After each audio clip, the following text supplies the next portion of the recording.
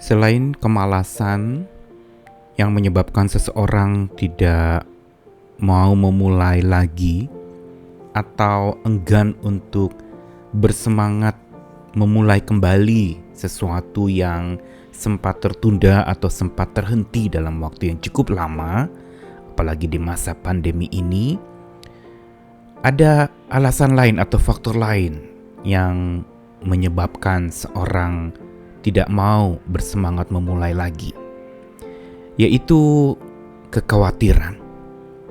Hal ini adalah sesuatu yang sangat lumrah terjadi di masa tekanan yang berat dalam hidup manusia.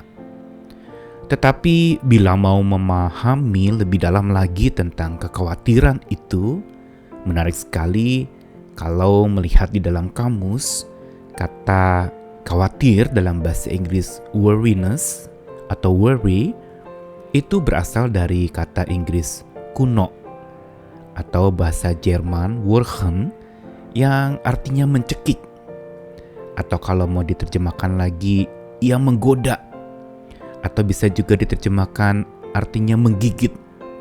Dari sinilah lalu muncul kata worry yang mau memberitahu kepada kita bahwa sebenarnya kekhawatiran itu sifatnya memang mencekik, menyebabkan kita sulit untuk bernafas kembali saat cekikan itu makin mencengkeram leher kita. Begitu pula menggoda, membuat kita lalu kemudian akhirnya jatuh di dalam godaan itu, berkubang di dalam segala macam kekhawatiran hidup kita. Dan bukan itu saja, kekhawatiran itu juga sama seperti arti di dalam asal muasal katanya, itu menunjukkan sesuatu yang menggigit, yang berarti dia melukai. Namun yang lebih menarik lagi adalah kitab suci justru menyejajarkan kekhawatiran itu sebagai sebuah dosa, pelanggaran kepada Tuhan. Karena itu sama dengan ketidakpercayaan kepada Tuhan. Dan orang yang tidak percaya kepada Tuhan sesungguhnya pilihannya cuma satu, yaitu dosa. Dan pada saat ketika kita khawatir, makin saja kita menjadi terus berkubang di dalam kondisi yang stagnan, yang tidak mau maju lagi, yang sudah rasanya lelah dan berpikir bahwa lebih baik sudah saya diam saja, jalan di tempat. Kekhawatiran sesungguhnya bikin pendek dan mandek. Apa yang pendek dan apa yang mandek? Saya Nikolas Kurniawan menemani di dalam Sabda Tuhan lagi hari ini, cuplikan dari Matius pasal 6 yang membahas panjang lebar tentang hal kekhawatiran. Kali ini satu ayat saja di dalam ayat yang ke-27. Siapakah di antara kamu yang karena kekhawatirannya dapat menambahkan sehasta saja pada jalan hidupnya? Atau kalau di dalam bahasa versi firman Allah yang hidup, dapatkah segala kekhawatiran itu memperpanjang umur kalian biarpun sedikit? Dan kalau mau bandingkan dengan versi-versi yang lain, memang banyak kali ayat ini diterjemahkan dengan sebuah istilah, siapa yang dapat menambah umurnya sepanjang yang lebih lagi bila ada khawatir. Apa yang Tuhan Yesus katakan di dalam Matius pasal 6 yang panjang lebar menyentuh satu dosa yang seringkali tidak disadari oleh manusia, yaitu kekhawatiran. Karena kekhawatiran tidak bisa tidak berasal dari sebuah ketidakpercayaan. Tidak percaya Tuhan yang pegang hari esok, tidak percaya pula Tuhan yang pegang kendali atas segala yang terjadi. Juga tidak mau untuk lalu kemudian tunduk dan setia kepada Tuhan. Semua ini sesungguhnya memberitahu kepada kita betapa seriusnya kekhawatiran itu bila masih ada di dalam hidup kita. Dan kalau mau ikuti keinginan daging kita, maka kekhawatiran itu akan makin menjerat dan mencekik sesuai dengan arti kata di dalam asal muasal kata itu. Dia mencekik sampai kita bisa mati di dalam kekhawatiran itu.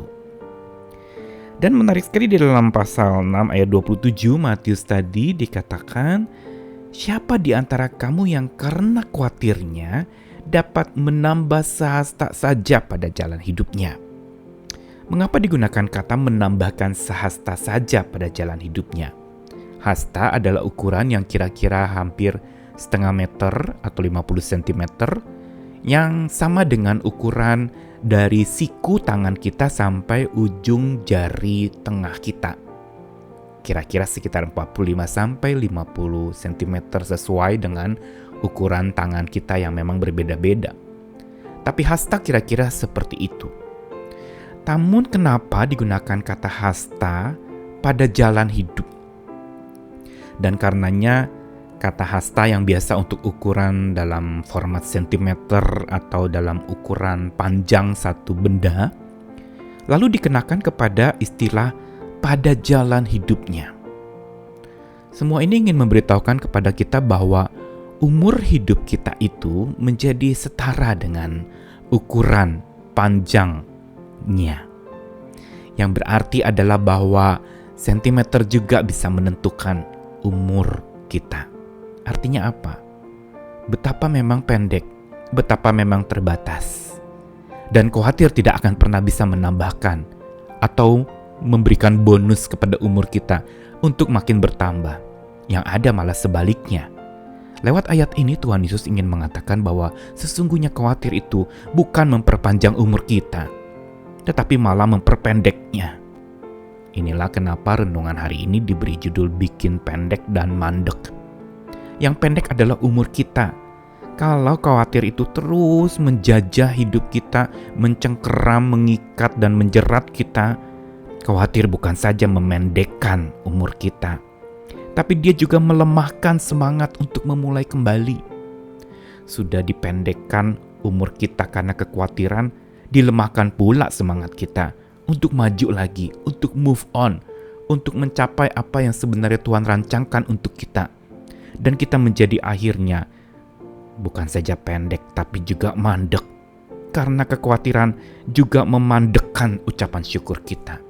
Membuat kita sulit bersyukur. Karena kita mau bersyukur bila sesuatu yang kita inginkan tercapai atau kita dapatkan. Bila semua masalah usai dan baru kita bersyukur. Saat menyelesaikan masalah kita tidak mau bersyukur. Atau saat ketika kita dapat rezeki banyak baru kita bersyukur.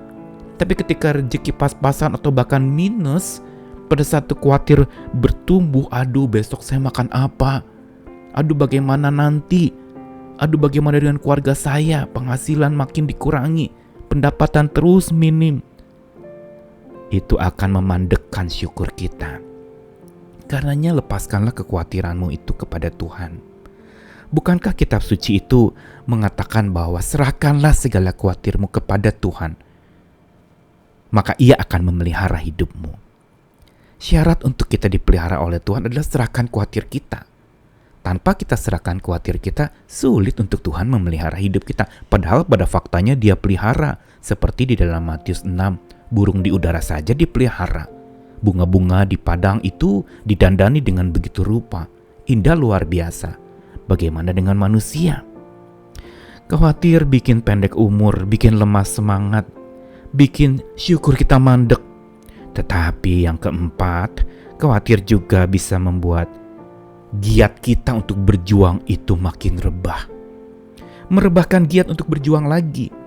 Seolah sudah menyerah kalah pada keadaan. Sudahlah, biar saja saya begini. Toh, saya sebentar lagi akan habis hidup saya di dunia ini. Jangan berpikir demikian, karena sesungguhnya siapa lagi kalau bukan kita yang menghargai hidup yang Tuhan karuniakan. Selama masih ada nafas kehidupan Tuhan berikan, mari kita nikmati dengan hati yang penuh percaya. Lawan kata khawatir adalah percaya. Makin kita percaya, maka makin khawatir itu menyingkir. Karena kala percaya hadir, khawatir pun akan tersingkirkan. Karena itu tumbuhkanlah terus percayamu kepada Tuhan, karena dari percaya kepada Tuhan akan menumbuhkan pengharapan kepada Tuhan, dan bila pengharapan kepada Tuhan itu terus berjalan, maka hidup kita penuh dinamika, ada semangat lagi, ada vitalitas lagi, dan kita bisa memulai kembali. Ayo, lepaskan khawatirmu, karena khawatir hanya bikin pendek umur dan bikin mandek semangat kita. Ayo maju lagi, bersama dengan Tuhan kita kuat. Selamat melepaskan khawatirmu, selamat menumbuhkan percayamu kepada Tuhan. Amin.